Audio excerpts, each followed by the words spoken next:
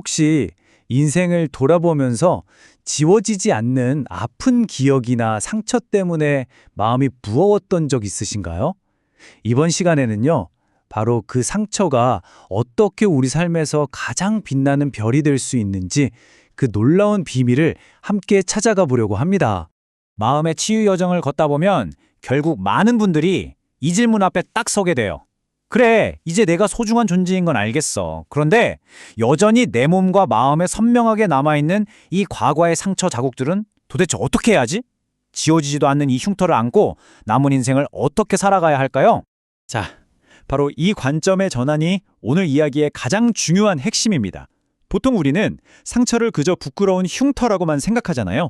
어떻게든 감추고 싶은 수치스러운 과거라고 여기죠.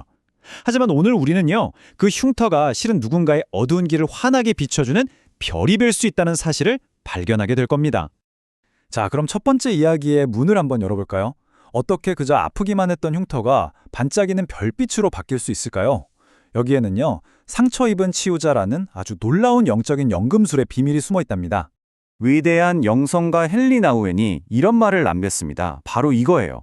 이게 핵심입니다. 우리가 평생 숨기고 싶었던 가장 부끄럽고 아팠던 그 상처가 오히려 죽어가는 누군가를 살릴 수 있는 가장 강력한 치유의 도구가 된다는 것. 정말 신비로운 역전 아닌가요? 여기 한 60대 여성분의 이야기가 있어요. 젊은 시절 남편의 폭력으로 정말 지옥 같은 시간을 보내셨죠. 그 과거가 너무 수치스러워서 누구에게도 마음을 열지 못했대요. 하지만 치유를 경험한 후에 이분은 가정폭력 쉼터를 찾아가서 두려움에 떨고 있는 젊은 여성들의 손을 잡아주기 시작했습니다. 그녀는요, 많은 말을 하지 않아요. 그저 등을 가만히 쓸어주면서 이렇게 말하죠. 내가 알아.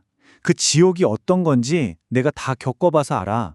그러니까 이제 좀 정리가 되시죠? 당신이 평생 감추려고만 했던 그 아픈 흉터는 더 이상 흉측한 상처 자국이 아니에요. 오히려 그 상처를 반짝이는 별빛으로 바꾸어서 캄캄한 어둠 속에서 길을 잃은 누군가의 발걸음을 이끌어주는 나침반으로 삼을 수 있다는 겁니다. 근데 그 치유라는 게 정확히 어떻게 일어나는 걸까요? 그 비밀이 바로 공감이라는 단어에 숨어 있는데요. 근데 우리가 보통 생각하는 그런 공감이랑은 조금 달라요.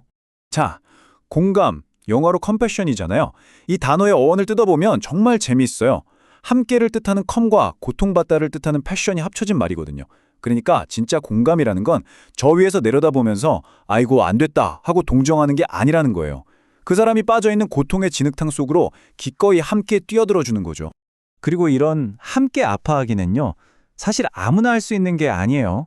내가 먼저 그 뼈를 깎는 듯한 고통의 골짜기를 지나가 본 사람, 그리고 거기서 어떤 위로를 경험해 본 사람만이 지금 똑같은 지옥을 겪고 있는 사람 곁을 진짜로 지켜줄 수 있는 거거든요. 우리가 받은 위로는 결국 다른 이를 위로하기 위한 것이라는 거죠. 여기 정말 가슴 아픈 사연을 가지신 70이 넘은 아버님이 계세요. 몇 년 전 사고로 아들을 먼저 하늘로 보냈죠. 그러던 어느 날 아이를 유산하고 넋을 잃은 젊은 부부를 찾아갔습니다. 어떤 멋진 위로의 말도 준비해 갔지만 아무 말도 꺼낼 수가 없었대요. 그저 그 젊은 아빠를 끌어안고 엉엉 울면서 딱 한마디 했답니다. 아프지, 가슴 찢어지지, 내가 안다. 그 어떤 훌륭한 설교나 상담으로도 열리지 않던 마음이 같은 상처를 가진 노인의 뜨거운 눈물 한 방울에 스르르 허물어졌습니다. 자, 이제 다음 단계로 넘어가 볼까요? 이제 우리는 더 이상 과거에 갇힌 피해자가 아니라 내 상처를 가지고 다른 사람을 돕는 치유자로 나아갈 수 있어요. 이걸 바로 소명을 찾아가는 여정이라고 부르는 겁니다. 우리는 보통 소명이라고 하면 뭔가 되게 거창하고 대단한 걸 떠올리잖아요. 그런데 프레더릭 비커너라는 분이 정말 놀라운 통찰을 남겼어요. 소명이란 바로 나의 가장 깊은 아픔과 세상에 도움이 필요한 곳이 만나는 바로 그 지점이라는 거죠. 여러분이 겪었던 바로 그 아픔의 자리, 그 자리가 바로 여러분을 치유자로 부르시는 소명의 자리라는 거예요. 이건 정말 엄청난 내면의 전환을 뜻해요. 과거에 갇혀서 원망만 하면서 왜 하필 나한테 이런 일이? 라고 묻던 피해자의 자리에서 이제는 내 경험을 가지고 이 아픔으로 내가 어떻게 다른 사람을 도울 수 있을까? 라고 묻는 치유자의 자리로 옮겨가는 거죠. 질문이 바뀌면 인생이 바뀝니다. 과거에 정말 크게 실패해서 노숙까지 하셨던 70대 어르신이 한 분 계세요. 지금은 파산 위기에 처한 청년 창업가들의 멘토이십니다. 그는 따뜻한 국밥 한 그릇을 사주면서 이렇게 말하죠. 이 할아비가 쫄딱 망해봐서 알아. 괜찮아. 살아만 있으면 다시 일어설 수 있어. 바닥까지 치고 돌아온 노년의 멘토가 건네는 그 투박한 한마디에 젊은이들은 다시 살아갈 희망을 얻습니다. 파산이라는 과거의 상처가 가장 빛나는 소명이 된 순간이죠.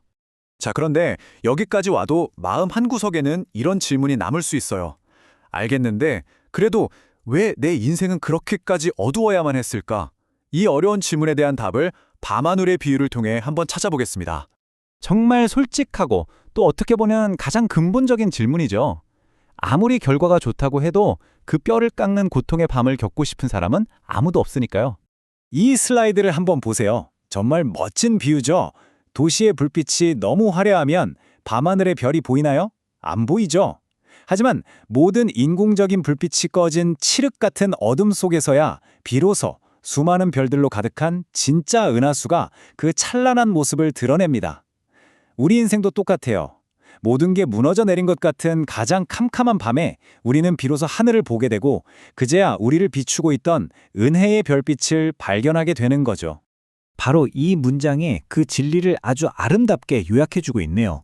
어둠은 빛을 삼켜버리는 게 아니라 오히려 그 빛을 가장 선명하게, 가장 눈부시게 만들어주는 배경이 되어주는 겁니다.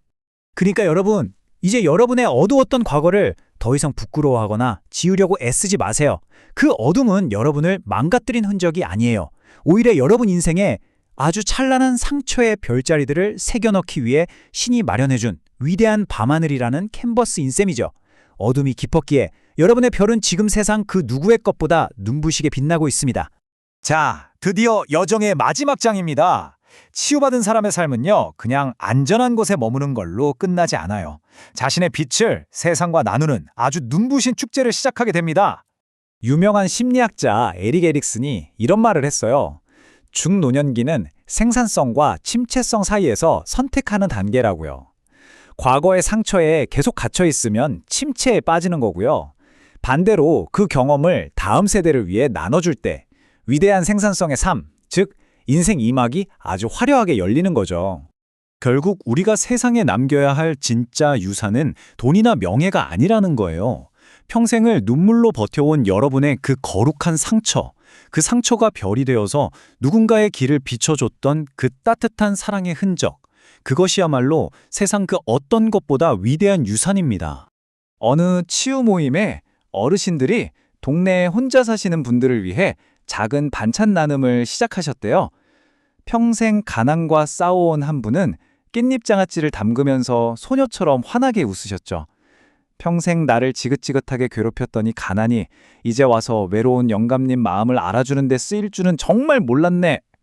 이 얼마나 아름다운 인생 2막의 축제인가요? 여러분은 더 이상 과거의 그늘에 숨어서 우는 존재가 아닙니다. 상처의 흉터를 은혜로 한 땀 한 땀 이어서 밤길을 잃은 사람들에게 길을 안내해주는 아름다운 별자리가 되신 겁니다. 세상에서 가장 눈부신 치유자인 여러분, 이제 그 별빛을 세상에 아낌없이 비춰줄 시간입니다.